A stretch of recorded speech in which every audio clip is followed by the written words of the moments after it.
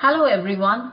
This presentation is an overview of the course I have offered to the 4th semester students in the university on translation theory and praxis. The chief intention of this particular course has been to acquaint the students to certain basic concepts of translation studies and introduce them to the translation theories. Slide 2. What is translation? Who should translate and why? How to choose a text for translation. Translation is simply communication. Every expression through speech, mime, music is an act of translation. It is how we translate or what we translate takes us to the linguistic aspect of translation. As we are concerned majorly with interlingual translation for this course, translation could be defined as an act of interpretation of the meaning of a text and subsequent production of an equivalent text that communicates the same message in another language. Now, who should translate? Generally, an insider to a particular culture who is well proficient in the source language and good enough in the target language is the one who should translate. And why should he translate? It is through translation of texts we have a global literature. Texts in languages not known to a reader become accessible to him through languages known to him through translation. If English is the international language spoken by the majority in the world, our text translated into English has a global reach. So a translated text has two kinds of readers, an international one and a domestic one. In the former, a text like Gitanjali, for example, in English, becomes accessible to the non-Bengali Indian reader and a global reader. If Gitanjali from Bangla is translated into Marathi, it becomes accessible to the domestic reader who reads Marathi and not English. Slide 3. Here you have a cover of Aristotle's Poetics. We could read Aristotle's Poetics only because it has been translated into English. So this is why translation, interlingual translation, is very important. Going back to the previous slide and point 3, how to choose a text in interlingual translation. A text which has literary and historical value is generally chosen for translation. However, some texts can also have propaganda for its purpose of translation and proliferation. According to Roman Jacobson, translation is mainly of three types. 1. Intralingual translation, which in other words is rewarding. That is an interpretation of verbal signs by means of other signs in the same language. 2. Interlingual translation. It is known as translation proper and which we have been discussing so far. It involves an interpretation of verbal signs by means of some other language. For example, interlingual translation is from Odia to Bangla, Bangla to Marathi, Marathi to English, and so on and so forth. 3. Intersemiotic translation. This is also called transmutation, in which verbal signs are interpreted by means of non-verbal sign systems. For example, intersemiotic translation is from verbal art into music, dance, cinema, or painting. Slide 6. During the pre-linguistic period of writing on translation starting from Cicero through St. Jerome, Luther, Dryden, Tytler, etc., translation could be either literal or free, faithful or beautiful, exact or natural, depending on whether the translation favored the author or the reader, the source or the target language of the text. Until the 19th century, literal translation was mainly a philological academic exercise, and cultural reformers tried to save literature from it. In the 19th century, more scientific approach to translation developed. The main trends during 1900 to 1930s in translation theory are rooted in German literary and philosophical traditions, in Romanticism, hermeneutics, and existential phenomenology. According to these, language is not so much communicative as constitutive in its representation of thought and reality.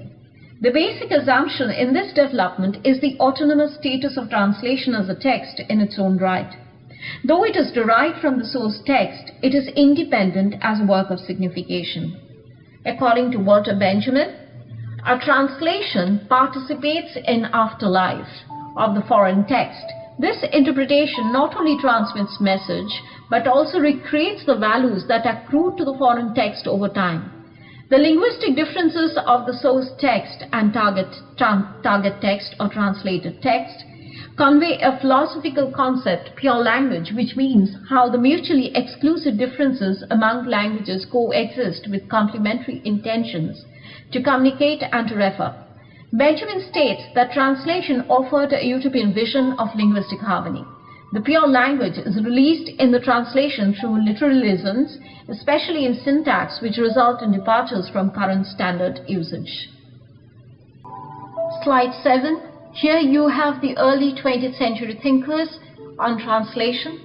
They include Ezra Pound, who writes about the interpretative text in translation, Lawrence Venuti, who writes about the formalist interest in the technique of translation and the function of translation, Hilary Belloc, who is interested in the social importance of translation, and Ortega, who writes about the historical consciousness in translation. Slide 8. During 1940s and 50s, the basic question of translatability dominates translation theory.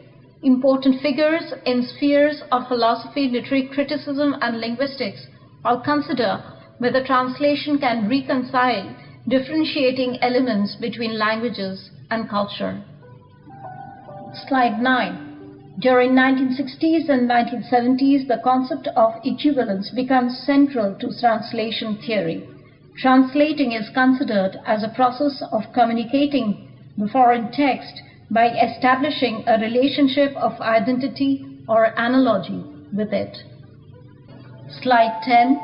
Later in 1970s, Itamar Ibn Zohar and Gideon Torrey of the Tel Aviv School developed the concept of literary polysystem, which provided an insight into the complete process and dynamics of a translated text in a particular culture at a particular point of time.